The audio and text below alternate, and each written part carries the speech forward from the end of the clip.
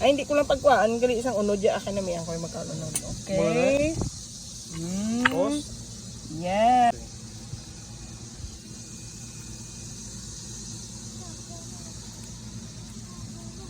Chicken.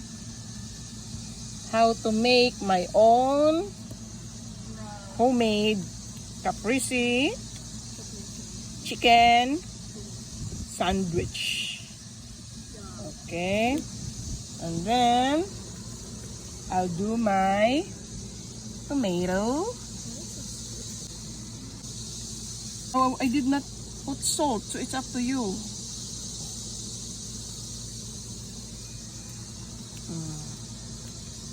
Okay. And then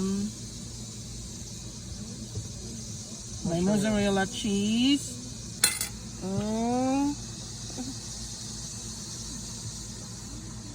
Yes. And then my rocket. Ay, they call it here arugula. Amo ni siya ang ano gani, pa-balance para madula ang sumod. And then you know what? I have to take all my bread para nga makuhan ko gid siya. Magbutang ko sa babaw, no?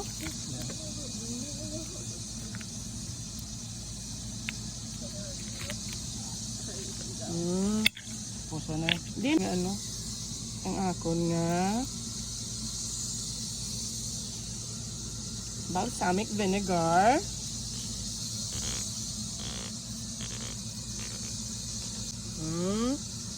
Little bit, it depends kung anong gusto mo kaslom. Okay. And then you spread it a little bit. Okay. And then your olive oil.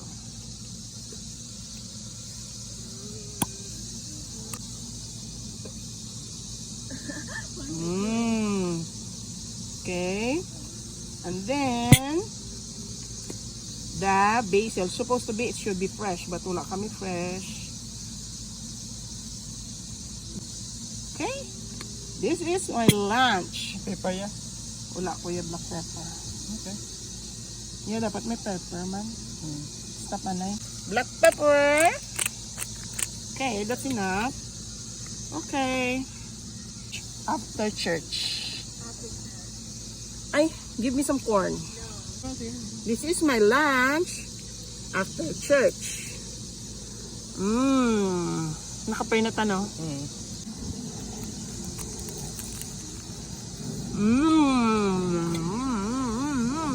How is it?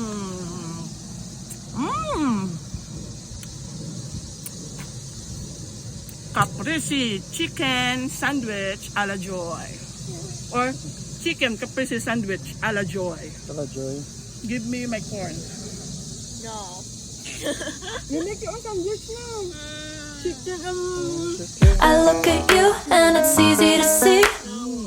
You are that someone I've been trying to meet. I got your number, won't you pick up the phone?